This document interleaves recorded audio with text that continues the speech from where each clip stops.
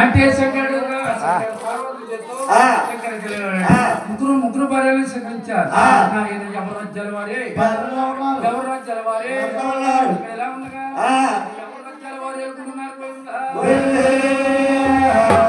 ఎలా ఉన్నారా ఆయన ముగ్గురు ఎవరు రాజ్యాల వారు అనుకుంటున్నారు అంటే ఆయన చక్క బొమ్మలు చేస్తారు పెట్టారు రాటి బొమ్మలు చేసి పెట్టేసి వాళ్ళ ముగ్గురు ఒక రాయి తెచ్చి దేవతని పూజతో మొదలెట్టామంటే సరిపడగా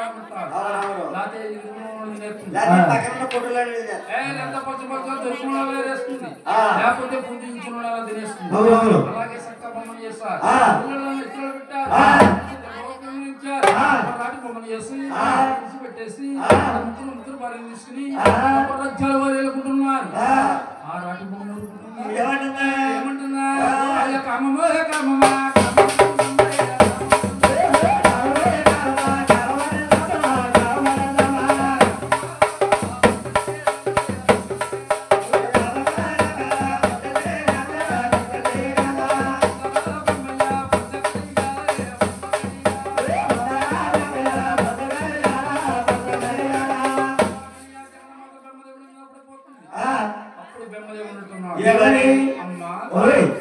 నేను బొమ్మలు చేసేవాడిని కానీ అనిపించేవాడిని కాదు.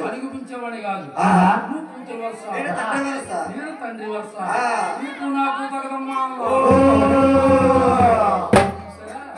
నీకు నాకు తగదమ్మా అన్నాడు. ఆయన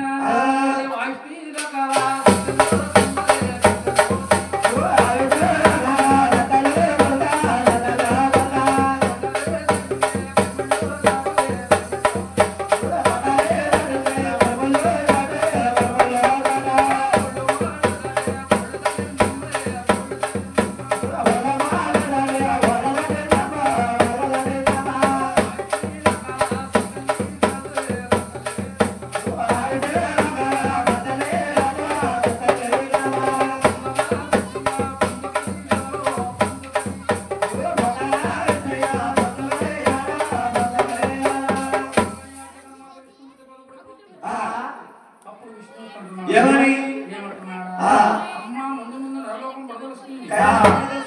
అప్పుడు నువ్వు బెయ్యవాడ కొండలో అప్పుడు నన్ను ఏడుకొండలోని ఏడుకొండలో అంటే నువ్వు నాకు అక్క వరుస నేను తమ్ముడు వరుస అంటే నువ్వు ఎక్కడుంటే అక్కడ పోతరాజు బాగుందా కాపలా పెడతారు కాపలా పెడతావు అంటే అక్కడి నుంచే రక్త సంబంధం అప్పుడే ఏర్పడిపోతాడు రక్త సంబంధం. నాయన నువ్వు అక్క వరుస తమ్ముడు వరుస నీకు నాకు తరదమ్మా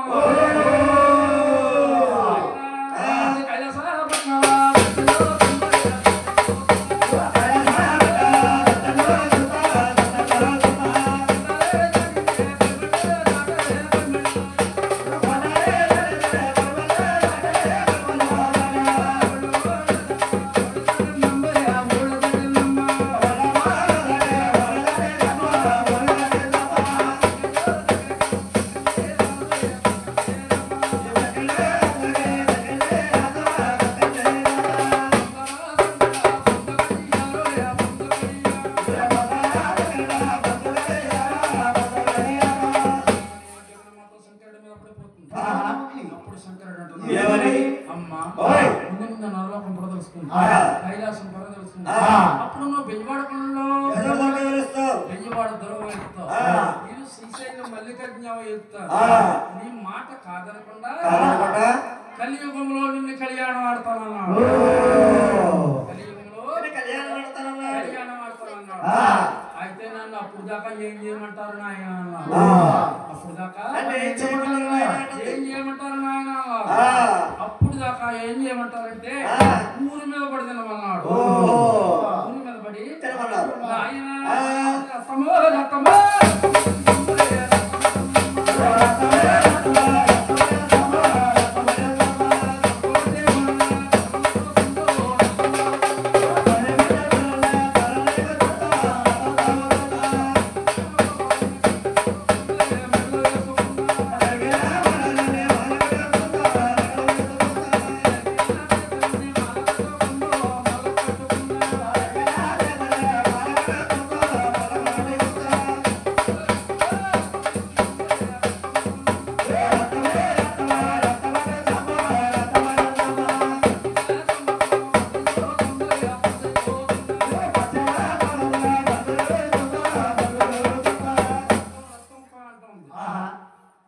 మిగిలిపోయిన మునీశ్వరుందరు ఏకమై ఆ యాచిత్తి డాకా కాగలాక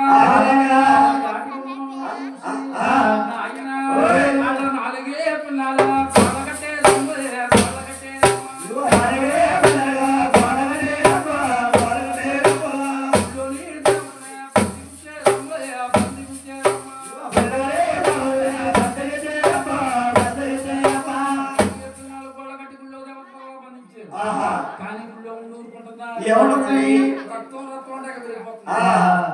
అప్పుడు ఆ మునీశ్వరం ఏకమయ్యి పైన గోపురం వేశారు అంతటితో చెత్తలాగింది